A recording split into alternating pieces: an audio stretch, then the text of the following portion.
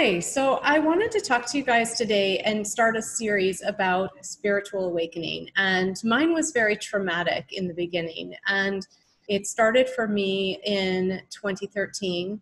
It was in the summer, about July, August. And I'm sharing this story because I've been meaning to for a while now. And I have talked about it in interviews, but I haven't really done a series on it, and that's been in my heart for a while. So I wanted to create this, and today was a perfect day to do that, being this Lionsgate creative energy portal that we're in, and recording this on August 8th of 2021.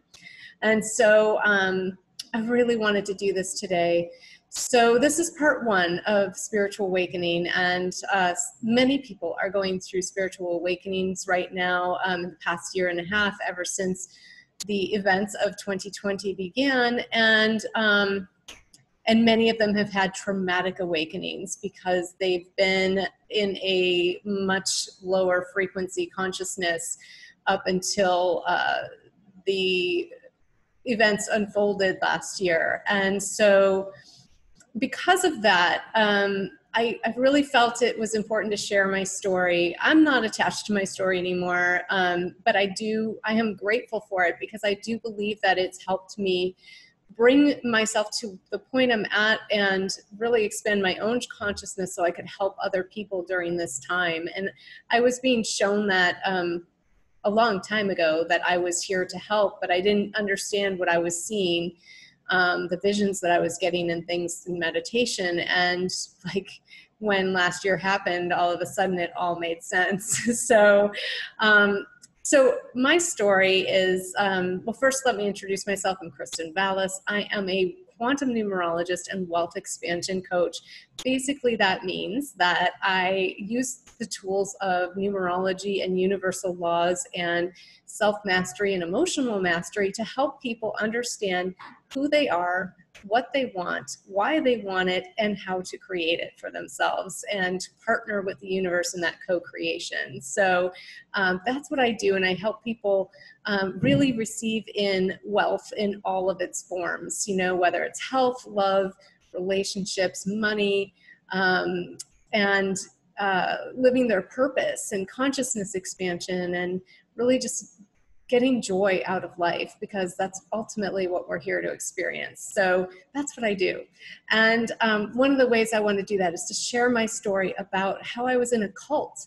It was I guess you could call it a spiritual cult. It kind of ran the gamut between spiritual and food, weight loss, and sacred sexuality, money. He used a lot of different methods to bring people into his group. And he was also constantly changing the theme of the belief system to keep people confused. And this is something that cult leaders like to do. And bear with me here, because I think when I'm telling my story, you're going to see the significance of how this relates to what's been unfolding the past year and a half, and how it is an exact mirror of it. And it's quite fascinating when you look at it that way. So keep that in the back of your mind as you're listening.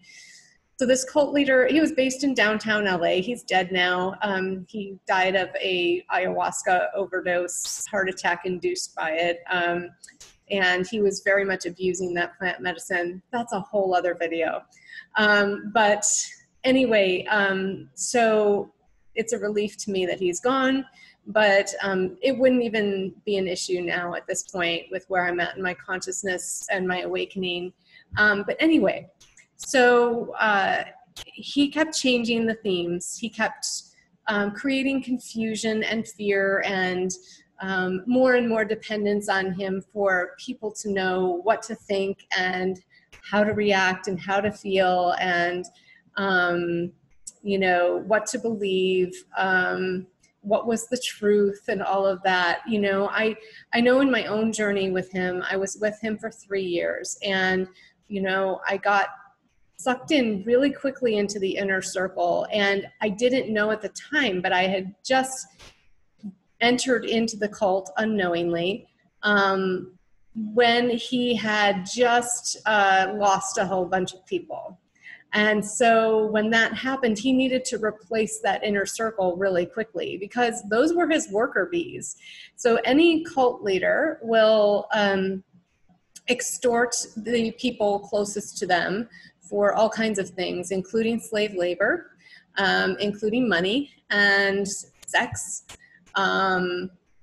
yeah, all kinds of stuff, and even spiritual energy. That's the ultimate goal of any cult leader, is to basically take your energy from you, because they don't know that they can create it themselves. They're so disconnected from source energy. They don't understand how universal laws work and how the universe works, and they think that resources are limited, and so they steal them from other people, including energy. And so this cult leader was no different. And in that, I was with him for 3 years, and I, have a progression. You can see it each year of how I became more and more dependent on him each year, and how he was able to,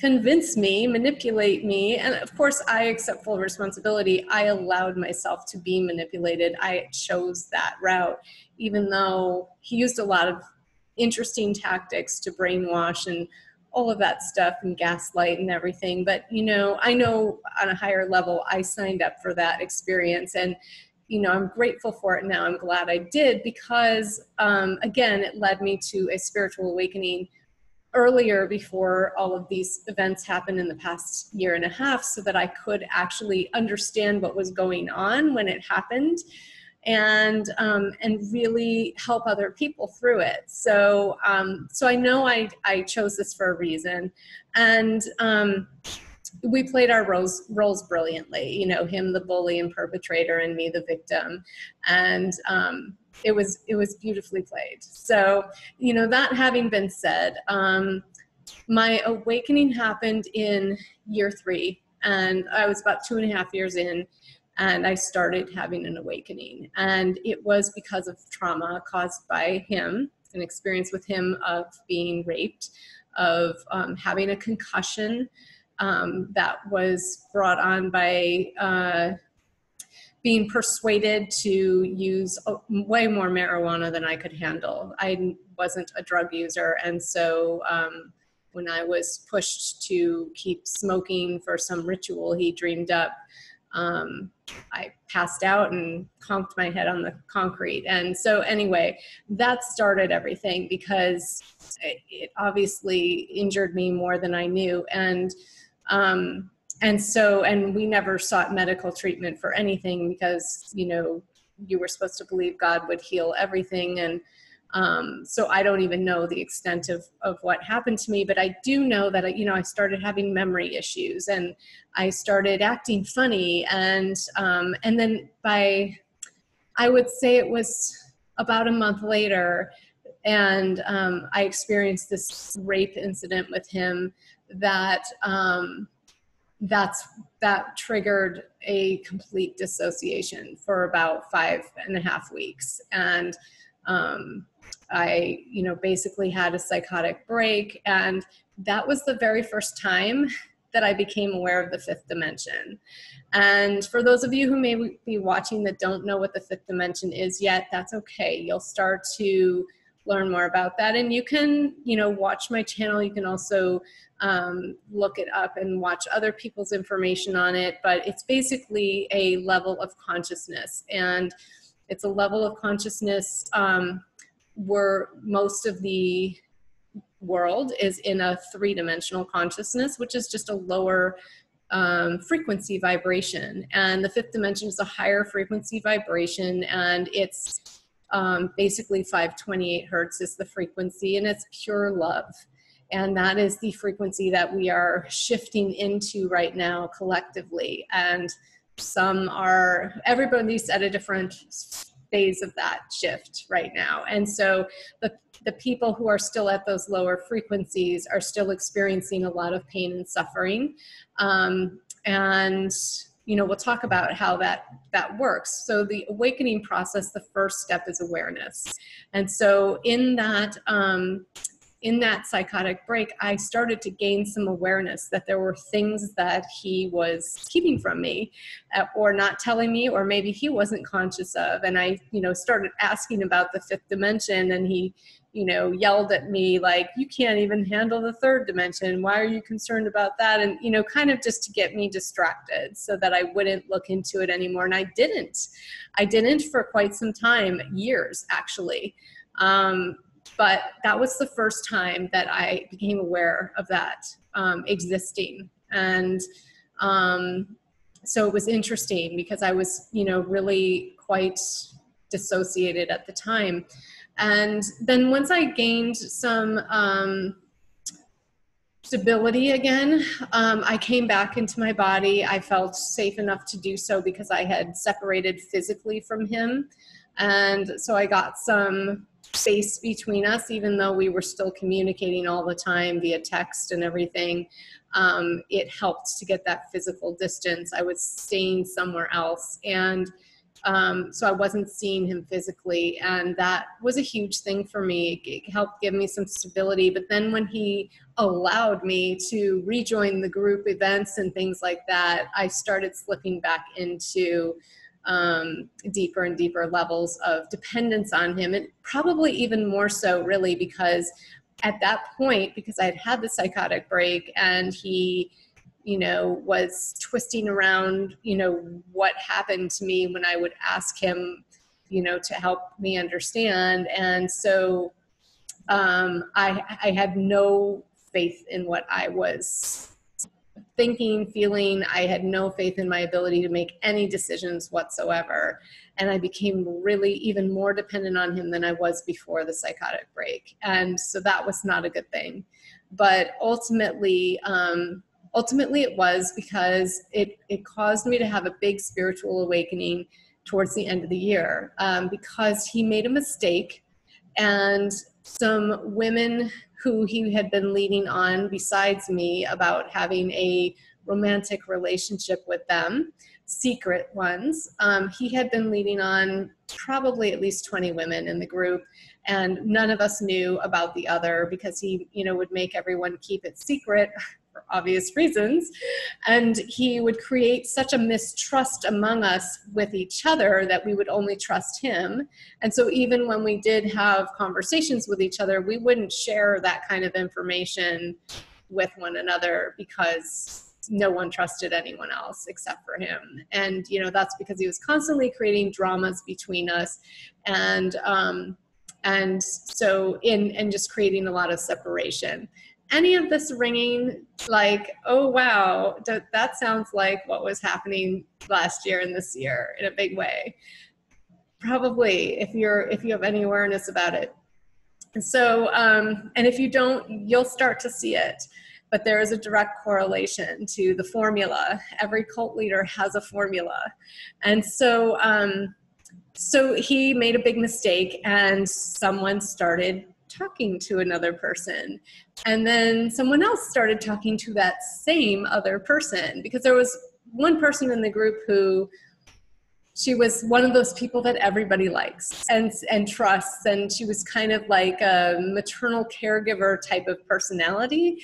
And so when they, they needed a shoulder to cry on. And so they went to her, and everybody went to that same person. And so because of that, she finally told me, and I'm sure she told some of the others, she said, I have to tell you the truth. Like, stop beating yourself up. This wasn't your fault. He was having relationships with all these other people. And so that created a big blow up, and a whole bunch of us left all at once. And I struggled a lot, because fortunately, he was out of the country at the time that this happened. And so there was no physical presence again, which was a big deal. He wielded a lot of his power in his physical presence. So when he wasn't there physically, he would try and control things through his cell phone and through Twitter and any of this sounding familiar, and his social media posts and things like that. And he did a pretty good job of it until he messed up there. And so, and I would say the pattern for him was about every 3 years he would mess up or get to a point, maybe it was intentional because he got to a point where he couldn't like manage all the moving parts anymore, so he just kind of purposely blows it up. Not really sure about that one. It's entirely possible, but either way, the pattern was about every 3 or 4 years, like he would go through a batch of people and he'd have to get new center core people in his group. And so, so this happened, and so a lot of people left, and some people left and ended up going back. That happens with cults too, where people will have an awakening, but then this is where the awareness part comes in, that there's this cognitive dissonance that kicks in. So, and this is what happened to me. So when I first started to realize that I had been part of a cult and that this guy had been lying to me for 3 years, like completely lying to me, and I had become his personal assistant. I had become one of his girlfriends. I thought I was the only one, secret girlfriend. And then I was, he was also my spiritual teacher and leader. So like and he had alienated me from everybody else. So I had no friends left that I could really call friends. I had some people who, were more like looser friend acquaintances, but not people like core people that I could spill my guts to or look to for serious support. I did have people who helped me when I was leaving with like places to stay and things like that, which I'm so super grateful for. But overall, I didn't have those like really intimate relationships anymore. They were all gone. And so, when I say I have no friends left, that's what I mean. And so, that was pretty significant. And then of course I didn't feel like I could tell my family anything because I still had this belief that somehow I had to protect his image or something. And so, I just like, it was a really hard time for me because my brain was having difficulty making sense of all of it. And I want to back up for a second because, I had other signs happen earlier that year. I think it was around April or May. I think it was in May, because I was preparing his retreat in Costa Rica, and he had me add WhatsApp or one of those to my phone so that we could, well, he had given me my phone and he had 2 phones that were like on a family plan. So when I added that WhatsApp, it actually like malfunctioned and showed me his conversations with other people. And I saw one of the women in the group sending him like half naked pictures and him oogling at them and stuff. And my brain, like I started to cry and was really upset. And then all of a sudden my brain just like, and I knew it was happening. And yet like, I had to, it was like this click in my brain, and I started justifying what was going on. And then I was like, I don't want to see this. And then I, quickly figured out how to get that off my phone and not see his stuff. And I had the perfect opportunity to blow the whole thing up right in that moment. But I couldn't mentally handle it because I was so deeply brainwashed at that moment. And so what I was seeing was so contradictory to what I believed that like it would have, your brain actually goes into protection mode and starts creating stories to help make sense of something that doesn't make sense. And so this is where the awareness process and the awakening process can be really traumatic, because when your brain can no longer do that, when it can no longer protect you, when it can no longer explain the unreasonable into reasonableness, that's when the awakening really starts. That's when the awareness really starts. So it took me several months from that experience to get to the point where I had the psychotic break, because also that was my brain protecting me because I couldn't handle what was happening. And it was way too contradictory to what my belief systems were at that point.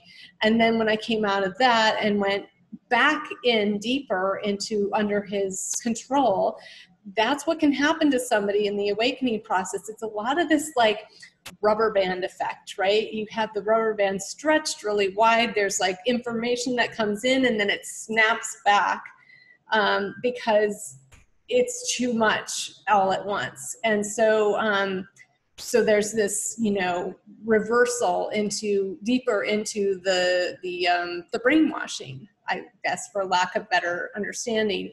And so we've been seeing that as a collective over the past year and a half. I'm sure that you've witnessed it in other people, maybe in yourself, if you were going through that process. And all of us were going through the process at some level, but if we already had certain level of awakening already, it probably wasn't quite as dramatic. But for the people who didn't, they've been going through some dramatic rubber band effect things. And so you'll see somebody, you know, seem like they're getting it, and all of a sudden they, you know, start adhering to the dress code like militaristically or something out of nowhere, or they decide to get the new medical treatment, and you know, you had 2 months convincing them and talking with them and thinking they were on board with not getting it, and then all of a sudden they turn around and say, oh yeah, I got it, you know, and you're like, what?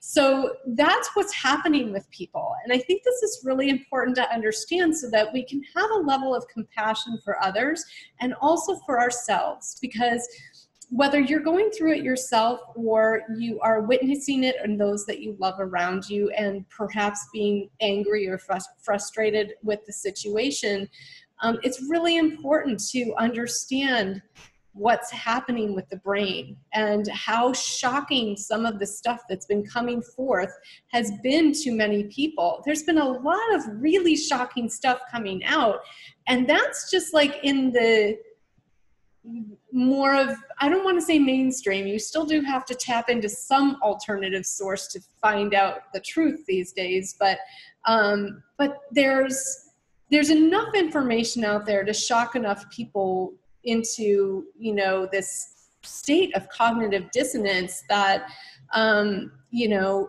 even if they weren't, you know, if they weren't on a journey of expanding their consciousness really prior to this, and that can be very traumatic. Now, there are people who were already expanding their consciousness before that, and they were at a certain level. So, you know, there's still a lot of shocking stuff coming out. I mean, even for me, I'm like, I get it and I can receive it, but it's like, whoa, you know, that's pretty crazy shit. And so, you know, I think that, you know, there's more and more being revealed as we go along, and as we become more and more willing to hear it, see it, allow it in, and let our brain wrap itself around that as being, oh wow, like this is entirely possible that this is what's been going on, and oh my God, you know.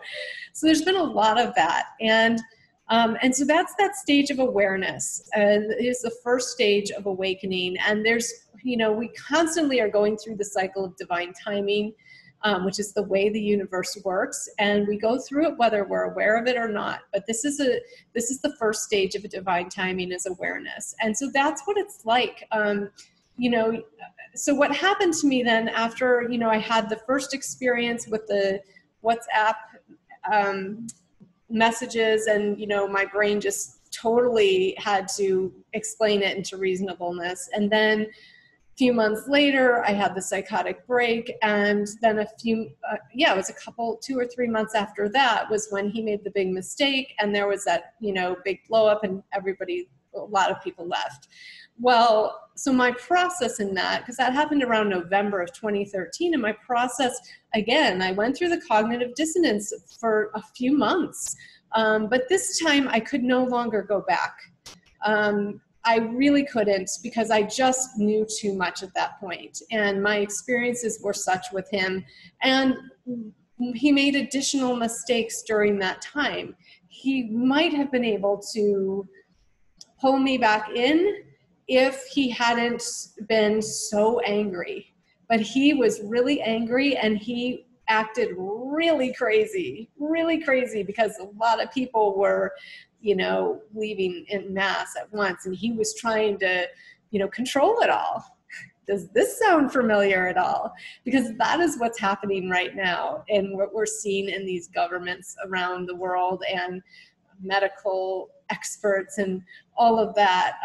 So this is what's happening, is that when he realized he was losing control of the group, he did everything he could to try and grasp the control. And he, was able to bring some people back, but a good majority of us did leave. And he had to, kind of start over with new people and bring new people into his core group. And that costs him money. So he doesn't like doing that, because then, he has to get new people trained to do the things the way he wants them to and believe what he wants them to. He was very methodical in his process of how he brainwashed me. And, he used a lot of behavior modification. And this is also something you'll see relates to what's been going on, where, he'll poke you a little bit. And so he would, make some statement and see how you would react to it. Or, or tell you to do something and see if he could get you to do it. For instance, he once made a statement to me about how Catholics were superior to everyone. And this was in private that he made this statement. I'd never heard him say anything like that publicly in his, seminars or anything.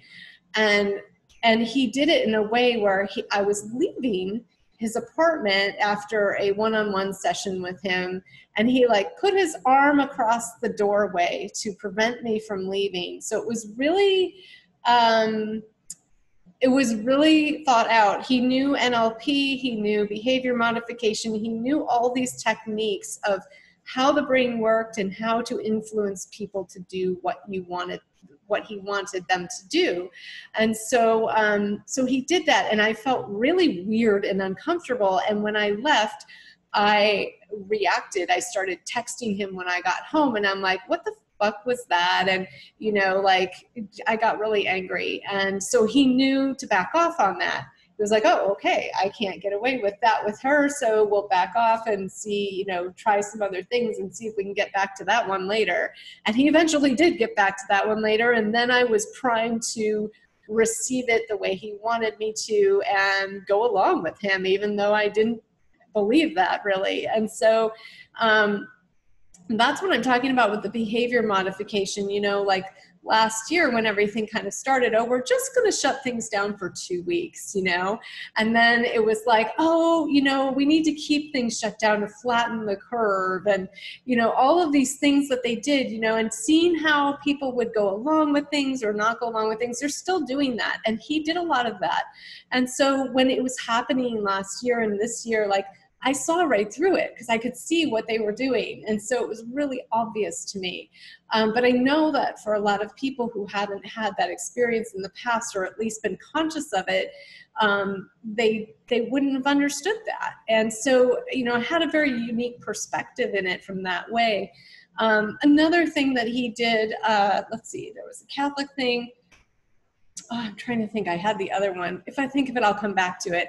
But there were different things that he would, he would try out with you and see if you would. Oh, I know what it was. He told me to dye my hair blonde and put a hot pink streak in it. And I actually went to go do it. And the hairdresser was like, if I do that, your hair is going to fall out. There's no way your hair can handle that right now. And so I didn't do it. But I actually was going to do it because he told me to. And I was in that state where I was doing whatever. By the time I left the cult, I had been dependent on him for everything, for him telling me what to wear, how to, when to sleep, when to eat, when to shower, all of those things. He was dictating every move for me. I had completely lost my faith in my ability to make even the simplest decisions for myself. And it was really sad. I didn't even know what my name should be when I left, because he had given me names. He had that was really that was really part of the trauma when I came out, was that I didn't know what my name was. I came up with a new name for myself, and I called myself Hannah for a while because I didn't identify with anybody. I didn't have an identity. Like, I was so detached from my own identity. And so this can happen when you're going through an awakening process. You can not know who you really are, and you'll realize at some point, like, you really never did know who you were really. You had some identity that was yours, but it's been so shaped by all of the programming and all of that that's been going on for so long since you were a small child that, you know, even who you thought you were, you start to learn through the awakening process that's not actually who you are as a soul, as in your heart. And that's what I help people, you know, come to an understanding of for themselves, is really getting to know their true self. And it's so empowering to do that. But when you're in that first stage of awareness, it can be really, really traumatic. You know, not knowing who you are, what to call yourself, how to function in life. I didn't know how to do any of that. It was very, like, I remember the first time I drove to the grocery store, I sat outside in my car and I cried for 45 minutes because it was so hard for me to just do that simple task. And I was still so dissociated, because I dissociated again when that thing kind of happened in a way. It was different from the psychotic break, but, you know, I was so traumatized, and that can happen during a spiritual awakening. And so the other thing I experienced was like really crazy fears. Like, I would, you know, have, like, not based in any reality, but does this sound familiar?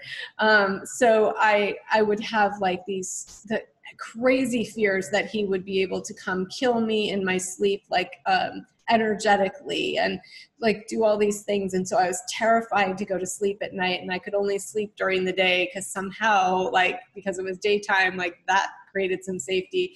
But I wasn't sleeping well at all, which of course exacerbated all of the PTSD, the trauma and everything. And, you know, I couldn't work because I was so, like, just mentally unstable still. I was, you know, in that cognitive dissonance. And, you know, and I started researching and looking online about cults and cult recovery. And, you know, so a lot of the information I came across was helpful, but then I came across some more traumatizing stuff. Like, that's the first time I learned about the Illuminati cult. And I started seeing videos about that on YouTube, and like, that was more trauma. So there were some really disturbing videos. And so, yeah, you know, it was just a really, really challenging time. I cried all the time. I was just so emotional all the time. I had, you know, I was just really having a difficulty just surviving and being part of the functioning human race again. And so it took me many months to get to a point. I finally found some counseling, and I had no money. I had no job. I couldn't work in that state. It was really, really difficult. And I was really dependent on some of the former cult members for housing. And so that kind of kept me somewhat connected to it, which was not helpful, but I needed the help with the housing, and I, you know, I didn't have anywhere else really to go. And so, so when I started detaching from those situations and I got my first job, I was still pretty traumatized and probably still shouldn't have been working at that point, but I really needed income. And so, but rewind for a minute, you know, when I first came out, I went through a lot of anger too. And so if you're going through an awakening, you may be experiencing that as well. There can be a lot of anger coming up when you have these awarenesses and realizations, and these feelings of wanting to blame and you know, and just really be angry. I mean, I used to be driving in my car and I'd be on the freeway driving my car, screaming at the top of my lungs and crying at the same time, and like that very dangerous situation. I don't recommend it, but this is what I was experiencing. And, but I will say one other thing that happened is my bullshit meter went up, way skyrocketed, where I could tell if someone was lying really quickly, really easily.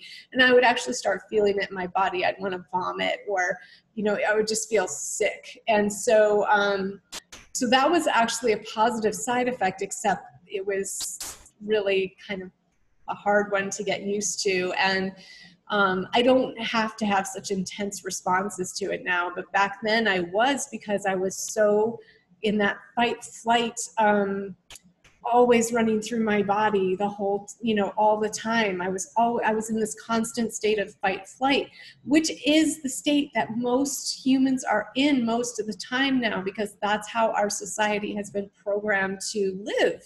And it's really unhealthy. It creates disease in the body and all kinds of problems, and because our bodies aren't designed to be that way. That's something I work with people on through the brain game, and teach them about all that and how it really works and how to navigate it in a healthy way so that you can get your body out of that fight flight state and be in rest repose most of the time, which is what we're supposed to be. But I digress. So that's a big part of the awareness stage, you know, and then we'll move on to the next stage in part 2. But, you know, I just wanted to share this because if you know somebody who's going through this, please have compassion for them. What they're going through is really, really challenging, especially if your awakening was more slow and gradual and didn't come through trauma. Understanding that other people can have these traumatic experiences is maybe a little more difficult if you haven't had that yourself. And if you're someone who's going through a traumatic awakening, or if you had a traumatic awakening, then you know this. And if you're going through it right now, you know, you're more than welcome to reach out for support. I understand, obviously, I've been through this myself, and I know how hard it is. I remember how hard it was. And I can tell you that you will come out the other side of this, and it will be amazing when you do. And so stick with it, keep going. You will get through this. You do need support if you're going through a traumatic awakening, from people who can be trustworthy and really be there to support you. You know, I was being abused during my psychotic break because I was still living with the cult leader at the time, and that's why it made it so exponentially worse. I think what happened was it started out as a Kundalini awakening, and it just snowballed because I was being abused. And so anyway, if you have any questions or comments, please feel free to leave them for me, and know that I'm here to support you in this. You know, if you have questions and want to ask me things for the next video, please let me know. Also in the comments, I'm happy to hear suggestions and, you know, share with you what I know and what I've experienced, which is quite a bit at this point. So I hope you found this helpful. Please give me a thumbs up if you did, or, you know, leave a comment. Feel free to share it if there's someone who you know or love that this information might help. And please come back for part 2 if you found this helpful. I my heart just, I want to help people. So I've been guided to share this information, and I know that it's going to help someone, because otherwise I wouldn't have been guided to do it. So it's kind of how things work with me. It's kind of how things work with the universe. And so I hope, again, that this is helpful to you or a loved one. And I look forward to seeing you again in part 2. Bye-bye for now.